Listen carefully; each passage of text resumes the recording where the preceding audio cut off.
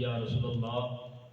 وعلی آلک و اصحابک یا سیدی یا حبیب اللہ الصلاۃ والسلام علیک یا سیدی یا نور اللہ وعلی آلک و اصحابک یا سیدی یا محمد رسول اللہ صلی اللہ علیہ وآلہ وسلم۔ اللہ رب العزت نے قرآن پاک میں ارشاد فرمایا ہے وَبَشِّرِ الصَّابِرِينَ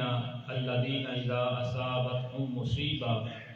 قَالُوا إِنَّا لِلَّهِ وَإِنَّا إِلَيْهِ رَاجِعُونَ۔ کہ محبوب صلی اللہ علیہ وآلہ وسلم صبر کرنے والوں کو یہ خوشخبری سنا دیجیے جب انہیں کوئی مصیبت پہنچتی ہے تو وہ یہ کلمات کہتے ہیں اِنَّا لِلَّهِ وَإِنَّا إِلَيْهِ رَاجِعُونَ، کہ بے شک ہم خدا تعالیٰ کی ملک ہیں اور ہمیں اسی کی طرف لوٹ کر جانا ہے۔ حضرات،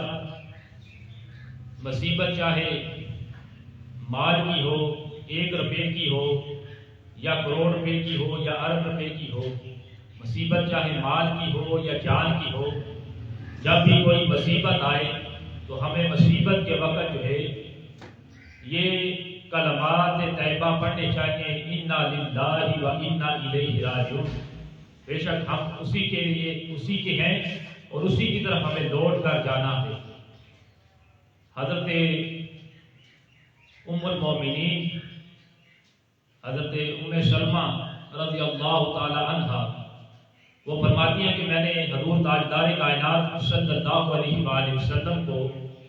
یہ فرماتے ہوئے سنا تھا کہ جب بھی تمہیں کوئی مصیبت پہنچے تو مصیبت کے وقت جو ہے تم یہ کلمات پڑھا کرو اِنَّا لِلَّهِ وَإِنَّا إِلَيْهِ رَاجِعُونَ، اور اس کے بعد یہ دعا کرنا کہ اللہ مہجرنی فی مصیبتی واخلف لی خیرا منہا، کہ اے میرے مولا جو مجھے مصیبت پہنچی ہے اس پر تو مجھے بہترین اجر عطا فرما اور اس کا جو ہے مجھے نعم البدل عطا فرما۔ کہتے ہیں کہ تھوڑا عرصہ گزرتا ہے تو میرے شوہر ابو سلمہ دنیا سے بھاگ جاتے ہیں، تو مجھے آقا علیہ السلام کا یہ فرمان عالی شان یاد تھا، حضور کا یہ فرمان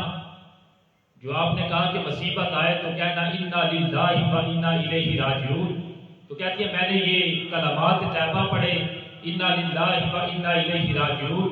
اور پھر دعا کی یہ کہ اللہم احجرنی فی مصیبتی واخلف لی خیرا منہا۔ کہتی ہیں جب میں نے یہ کلمات پڑھے اور دعا کی کہ یا اللہ مجھے جو ہے مصیبت پر بہترین اجر عطا فرما اور اس کا نعم البدل دے، کہتی ہیں تھوڑا عرصہ گزرتا ہے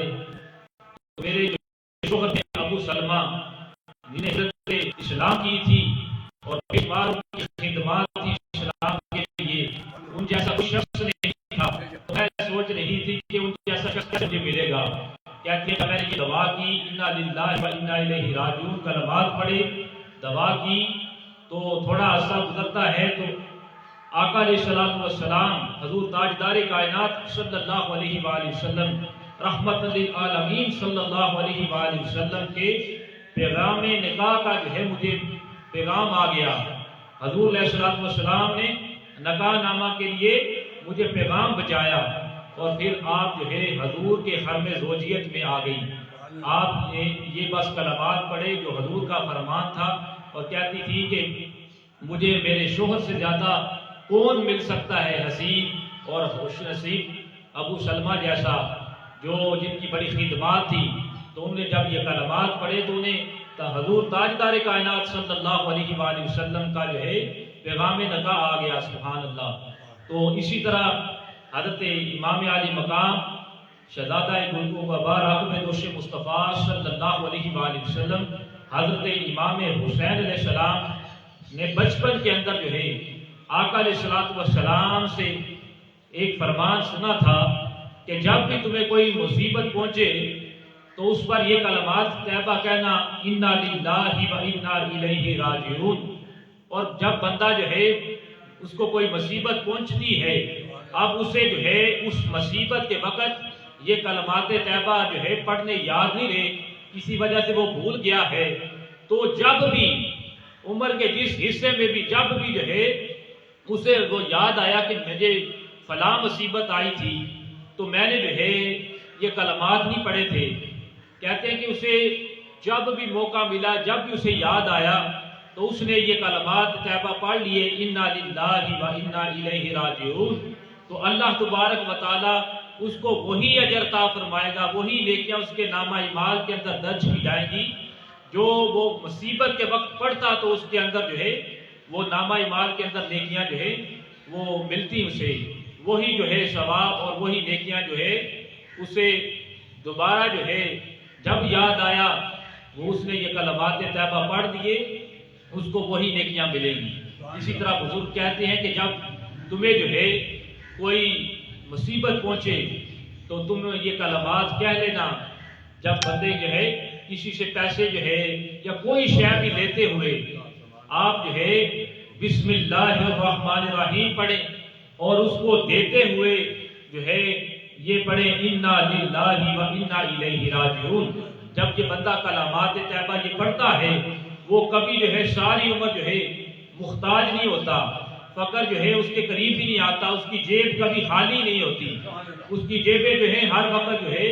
مال و دولت سے بھری رہتی ہیں اور اسے کبھی جو ہے فاقہ بھی نہیں آتا.